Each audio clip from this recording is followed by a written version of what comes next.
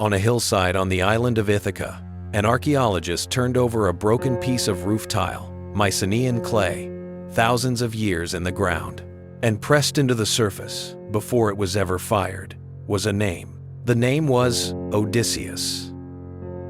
For 3,000 years, we have agreed on one thing about this story. It never happened. The ground on Ithaca keeps disagreeing. This year, the world spent $250 million filming it. Hundreds of millions of us sat in the dark and watched a man sail home through monsters and gods and 10 years of open water. And we watched it knowing it was a myth. That is the arrangement.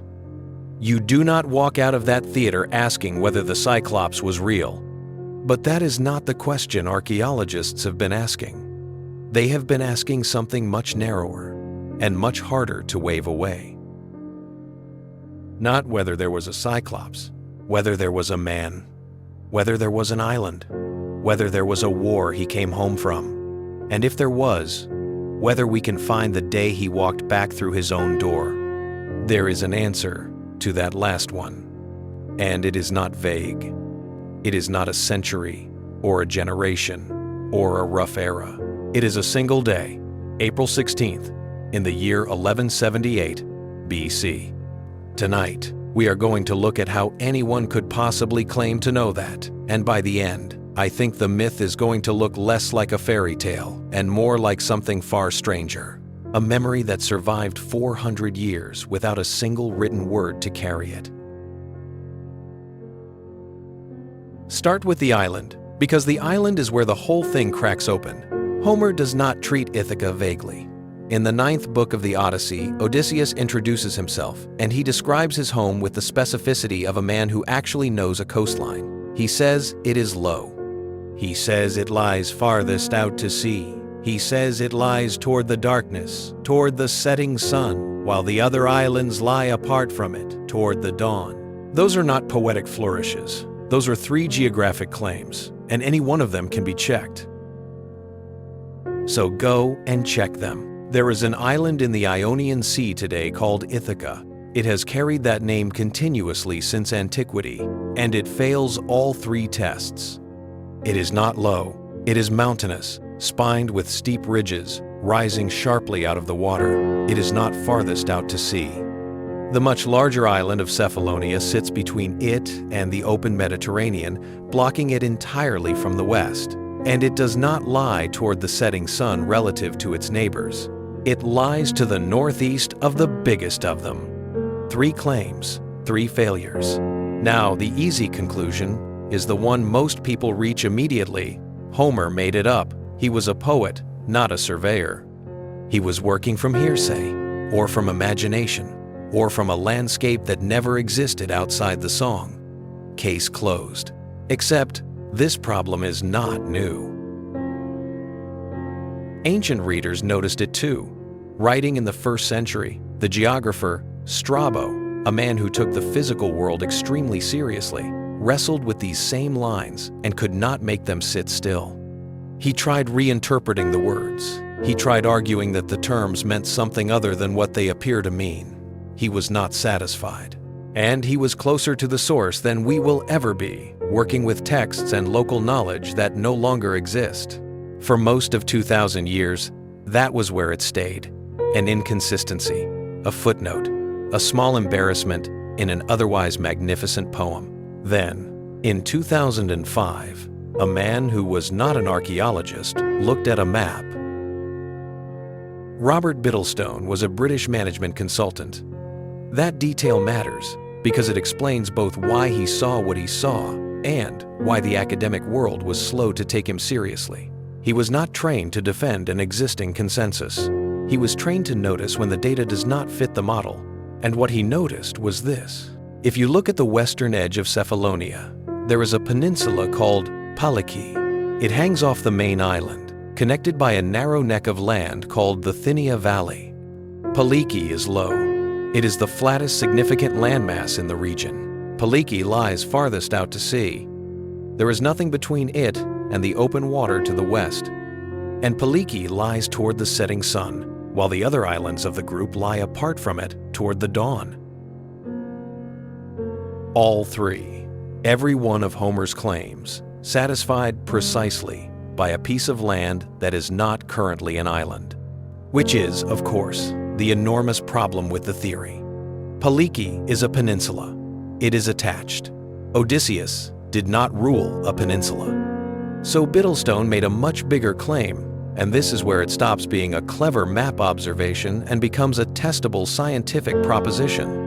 He argued that in the late Bronze Age, Paliki was an island, that the Thynia Valley, the neck of land connecting it to Cephalonia today, was once a narrow marine channel. Ships passed through it, and at some point after Homer's world ended, it closed. That sounds like special pleading until you learn one thing about this specific stretch of the Mediterranean. It is one of the most seismically violent places in Europe. Cephalonia sits directly on a major fault system. In 1953, a series of earthquakes leveled almost every building on the island. Entire hillsides came down. The land itself moved vertically. This is not a region where the geography holds still and waits for the historians to catch up. This is a region that rearranges itself. So, a research project went and tested it. Not with argument, with drills. Geologists ran boreholes down through the Thynia Isthmus, the supposed former channel. They ran seismic surveys. They were looking for a simple thing. If Thynia was always solid bedrock, the theory dies immediately. If instead the valley is filled with loose rockfall debris sitting on top of something else, then something collapsed into it. They found loose material to significant depth, rockfall, marine sediment, the signature of a landscape that fell in on itself rather than a landscape that was always there. It is not conclusive. Geology rarely is. Critics have argued the infill is too shallow, or the dating too loose, or that the channel, if it existed, closed far earlier than the Bronze Age. That fight is live, and it is not settled. But then the archaeology started arriving. Excavations by the Regional Antiquities Authority began turning up early Bronze Age sites on Paliki, in a place where the standard model said there should be very little. At Levati, a low marshy basin that Bittlestone had identified from the text as the likely harbor, the ground began producing evidence that this was a place of real activity in exactly the period in question. Nobody has dug up a sign that says Ithaca. That is not how this works. But hold the shape of the finding in your head, because it is genuinely unusual. We started with a poem that appeared to describe an island incorrectly. We ended with the possibility that the poem described an island correctly, and that the island stopped being an island, and that we have simply been checking the description against the wrong piece of land for 2,500 years. Homer may not have been wrong. Our map may have been. Now come back to the tile. While the Paliki argument was unfolding on Cephalonia, something else was happening on modern Ithaca itself. Not the theoretical Ithaca, the one that carries the name. At a site in the north of the island, in a place local tradition had been calling the School of Homer for generations, a Greek excavation began in 1994 and ran on and off for the better part of 2 decades. They found terracing cut into the rock. They found a staircase carved directly into the stone. They found a Mycenaean cistern, sealed and engineered, the kind of water system you build for a settlement that intends to last. They found the outline of a substantial building complex arranged across 3 levels in the manner of an acropolis. This was not a farmhouse. Whoever built this had labor and organization and a reason to fortify a hilltop. And then they found the inscriptions. Stamped into roof tiles, fired into the clay so that the marks would outlive everything else on the site, was a dedication, and in it, a name: Odysseus. In an account published this year, the leader of the excavation, Gianos Lolos, laid out the case, the inscribed tiles, the dedication, a miniature bronze bust recovered from the same context. Taken together, he described the evidence as conclusive. This complex, he argued, was the Odysseon, the sanctuary of Odysseus, a shrine that ancient writers had mentioned and that no one had been able to locate, standing on Ithaca where it was supposed to be. Now, I want to be extremely careful here because this is exactly the point where a story like this usually stops being honest. That tile does not prove Odysseus existed. Say it plainly. A dedication to Odysseus proves that people worshipped Odysseus. It proves belief, not biography. The Greeks built shrines to figures we are confident were never alive. A temple to Athena is not evidence for Athena. So what does it actually give us? It gives us certainty in the wrong direction, and that turns out to be interesting on its own. Because here is what the tile really tells you. At some point in antiquity, on this specific island, people were not treating Odysseus as a literary character. They were treating him as a local ancestor, a king who had ruled this ground. They put resources into a hilltop sanctuary, and they carved his name into the roof so that it would still be legible when they were gone. And they were right about the location in one respect that we can verify. There was a serious Bronze Age presence on that hill. The cistern is real. The terracing is real.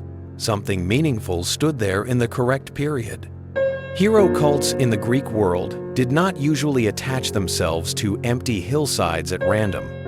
They tended to cluster around places that already carried weight, around ruins that were already ancient when the worshippers arrived, around graves that local memory had never fully released. So the tile is not proof of a man. It is proof of a memory, anchored to a place that was still strong enough centuries later to justify building on a mountain. Keep that word, memory. It is going to matter more than any single artifact by the time we finish. Now the date. This is the part that I find almost difficult to believe, and I have checked it more carefully than anything else here. Two researchers at Rockefeller University in New York, Constantino Bikouzis and Marcello Magnasco, approached the Odyssey the way you would approach a ship's log, rather than a poem. Their reasoning began with an observation that generations of readers had noticed and then set aside. The Odyssey contains astronomical references, and they are oddly, unnecessarily specific. A poet reaching for atmosphere does not need to tell you which planet is visible before dawn. A poet transmitting a real sequence of days might. They isolated 4 separate celestial details scattered across the text. In the 20th book, on the day Odysseus finally moves against the men who have occupied his house, a seer named Theoclymenus stands up in the hall and speaks. He tells the assembled men that the sun has perished out of heaven and an evil mist has spread across the world. The text is explicit that this is a festival of the new moon, a new moon, and the sun going out. That combination has a name. It is the only condition under which a total solar eclipse can occur. The other 3 signs stretch backward from that day. 6 days earlier, the text places Venus high in the sky before sunrise. 29 days earlier, it describes the Pleiades and the constellation the Greeks called the herdsman, visible together at night, which constrains the season. And 33 days earlier, the god Hermes travels westward to the island of Ogygia, which the researchers read as a reference to the planet Mercury at the far western edge of its orbit, a position it holds only briefly and only occasionally. 4 independent astronomical constraints, locked to each other by a fixed number of days. Then they did the brute force work. They took every single new moon between the years 1250 and 1125 BC, 1,684 of them, and they tested each one against all 4 conditions. One date survived. April 16th, 1178 BC, and on that date, a total solar eclipse crossed the Ionian Islands. The alignment they were testing for does not come around often. By their calculation, that particular configuration of sky recurs roughly once every 2,000 years. If you are still with me at this point, you are the reason this channel exists. A like genuinely helps this find the people who would want to know this. Now the caveats, because they are substantial and leaving them out would be dishonest. The poem never uses the word eclipse. Theoklymenus is a prophet in the middle of a vision, and prophets in Greek literature say apocalyptic things routinely. Read plainly, he may be describing doom in the abstract rather than reporting the sky. Several of the other three readings require interpretive choices that classicists have disputed. Hermes as Mercury is an argument, not a translation. The statistical claim has been challenged on the grounds that if you are willing to search enough text for enough signs, you will eventually find a date that fits.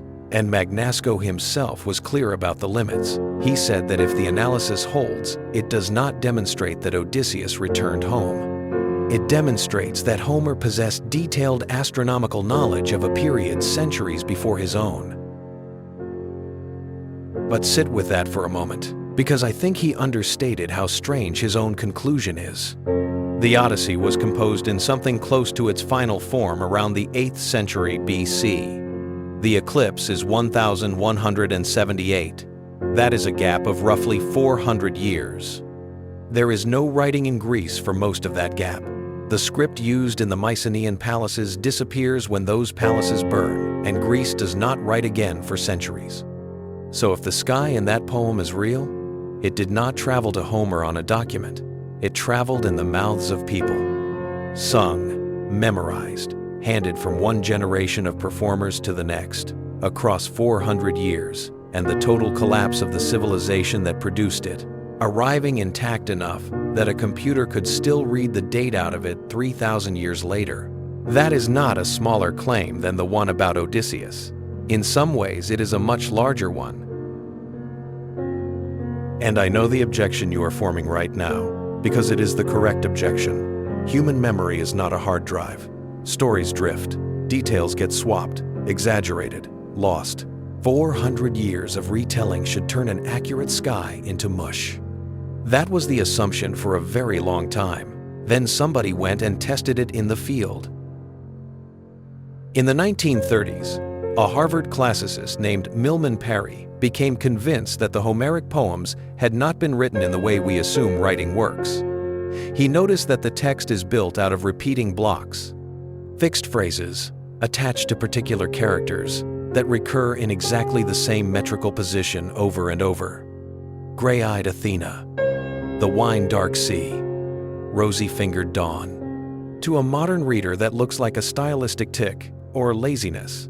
Parry suspected it was something else. He suspected it was engineering, a system for composing enormous poetry live, at speed, without a text, by assembling prefabricated components that already fit the meter. If he was right, there had to be people somewhere still doing it, so he went and found them. Parry and his student Albert Lord traveled into rural Yugoslavia, carrying recording equipment, and sought out the traditional singers of the region. Many of these men could not read a word. They performed long heroic songs from memory in coffee houses, accompanied by a single-stringed instrument, exactly as their teachers had before them. What the recording showed dismantled the objection. These singers were not reciting fixed texts. They were composing, in performance, in meter, using precisely the system of repeating formulas that Parry had identified in Homer. And the scale was extraordinary. One singer, a man named Avdo Mededovich, produced a song running to roughly 12,000 lines. The Odyssey is about 12,000 lines. An illiterate performer in the 20th century, working in a living tradition, could hold and deliver a work the length of the Odyssey, not by memorizing it word for word, which no one can do, but by carrying a structure, a stock of formulas, and a story that had a shape strong enough to survive the retelling. That is what the 400 years of silence actually looked like. Not a game of telephone, slowly corrupting a message, a trained professional craft with rules, passing a structure forward. And structures preserve certain things very well. A sequence of days, a recognizable coastline, a dangerous strait, the position of a planet, if it was fixed into the meter early enough that removing it would break the line, which is exactly the kind of detail that survives, and exactly the kind we found. Now let us deal with the monsters, because this is where most people decide the whole thing is fantasy and stop thinking. Odysseus sails between two threats in a narrow passage. On one side, Scylla on a rock face, taking men off the deck. On the other, Charybdis, a mouth in the water that swallows the sea and vomits it back 3 times a day. Go to the Strait of Messina, between Sicily and the toe of Italy. It is narrow. On one side, there is a sheer rock face. In the strait, where 2 bodies of water at different levels and temperatures meet, powerful whirlpools form. They are strongest on a predictable cycle, driven by the tides. Sailors have documented and feared them for as long as there have been sailors there. A narrow passage, a rock on one side, a rotating mouth of water on the other, appearing and disappearing on a schedule. The monster is a description.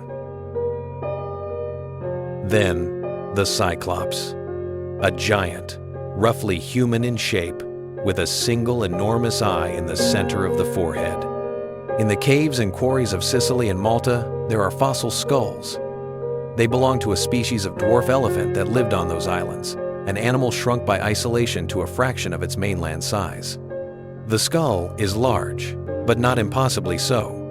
Not so large that a person finding one could not imagine it belonged to something person-shaped. And in the center of the front of an elephant's skull is the nasal opening. In a creature with a trunk, that cavity is enormous. It sits exactly where a single eye socket would sit.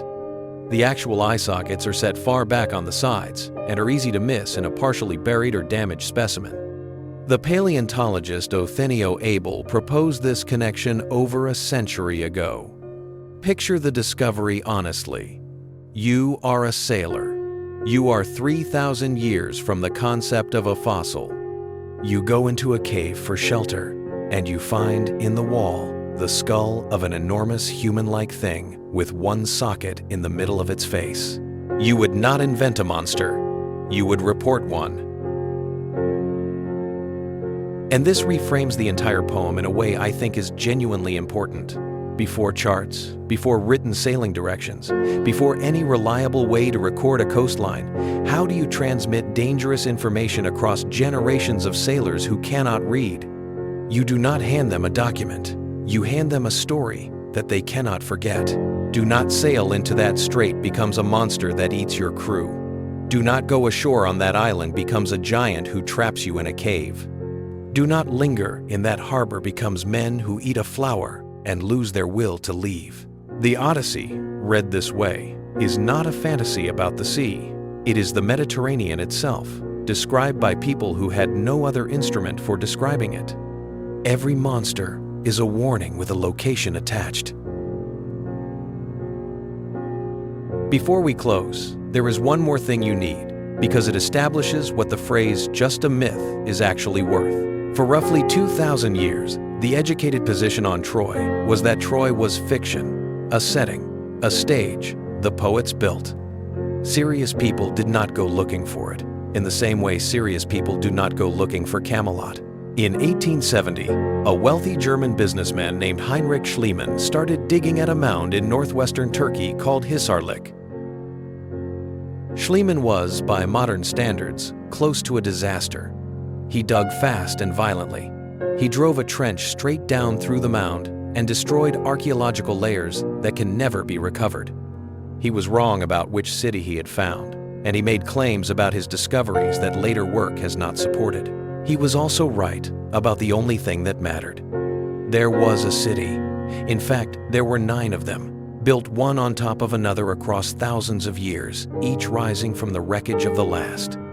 And one of those layers, the one designated Troy 7A, shows something specific: a destruction horizon, fire damage across the settlement, sling stones and arrowheads scattered in the streets, bodies that appear to have been buried in haste, or not buried at all, signs of a population crowded inside the walls, as you would expect from a settlement under siege. The dating of that layer sits around 1180 BC. Look at that number next to the other one, 1180, for the burning of Troy, 1178 for the eclipse over the Ionian Islands, 2 years apart. Exactly the interval you would need If a man left a burning city and spent the following decade trying to get home, I want to be careful again. That is not proof. The dating of that destruction layer carries real uncertainty, easily wider than a 2-year gap. And the correspondence may be nothing more than a pleasing coincidence produced by 2 independent estimates landing near each other. But notice what happened to the consensus. For 2,000 years, the confident, educated, sensible answer about this exact story was that it was fiction. Then a man with more money than method put a shovel in the ground, and the confident answer turned out to be wrong. That has already happened once here. It is worth remembering before we get comfortable with the second confident answer. So where does this leave us? Here is the honest inventory. We have a description of an island that fits a landmass which is not currently called Ithaca, and which may not have been a peninsula when the poem was set. We have a hilltop sanctuary with a Bronze Age presence beneath it and a name pressed into the roof tiles. We have a date extracted from 4 astronomical references buried in the text, which lands on a real eclipse over the right water. We have a coastline of monsters that map onto real navigational hazards with uncomfortable precision. And we have a city that burned at the right moment, in the right place, after 2,000 years of everyone being certain it was imaginary. And here is what we do not have. Odysseus. No body, no tomb, no throne. No inscription in which anyone says, "I ruled here and this was my name," nothing that closes the question. We probably never will. The Bronze Age does not hand over individuals. It hands over ash layers and foundation walls and broken storage jars. It tells you that people lived and that something ended them. It almost never tells you who they were. But I do not think the question was ever really about one man. Think about what actually has to be true for any of this to reach you. Around 1180 BC, the Eastern Mediterranean came apart. It is one of the most complete collapses in the human record. Palaces burned across an entire region. Trade networks that had run for centuries went silent. Writing itself stopped. Cities that had stood for generations were abandoned and never reoccupied. The Hittite Empire, one of the great powers of the age, simply ceases to exist. Whatever caused it, and the argument is still running, the world those people lived in ended inside a single lifetime. We have letters from inside it. At Ugarit, a wealthy trading city on the Syrian coast, archaeologists recovered clay tablets from the final phase of the city's life. In one of them, the king writes to a neighboring ruler, "His fleet is away, his army is away, enemy ships have appeared, and they have already burned his towns." He asks whether the other king knows anything at all, about where these ships have come from. There is no reply in the record. Ugarit burned, and it was never rebuilt. That letter is close to the last thing the city ever said. That is the world the Odyssey is set at the edge of. Not a golden age, the end of one. A sea suddenly full of things nobody could identify, kingdoms going dark one after another, and no way to know whether the people you had sent out were ever coming back. And someone came home from it. Somebody survived that and walked back into a place that was still standing. And the fact of that return was so extraordinary to the people who witnessed it that they made it into a song. Then that song was carried. Not written, carried. In memory, in meter, by performers who could not read, through 400 years of darkness, across the total collapse of the civilization that produced it, until finally somebody wrote it down. And it was still carrying the shape of a real coastline and the position of real planets in a real sky. The remarkable thing is not that Odysseus might have been real. It is that the memory was. And that leaves one question that I cannot stop turning over, and I would genuinely like to hear what you think about it down in the comments. If a story we spent 3,000 years calling a fairy tale turns out to be carrying an accurate eclipse, a real strait, a real fossil, and a real burned city, then the label was never a measurement. It was just a decision we made because we had not looked yet. So what else is sitting in the pile, marked myth? What are we currently certain about, in that same easy, confident way that is simply waiting for someone stubborn enough to go and put a drill in the ground? The Odyssey was never asking you to believe in monsters. It was asking you to believe that someone, once, against a world that had ended, made it home. If you want to keep going into the places where the record runs out and the ground starts arguing back, subscribe. There is a great deal more down here.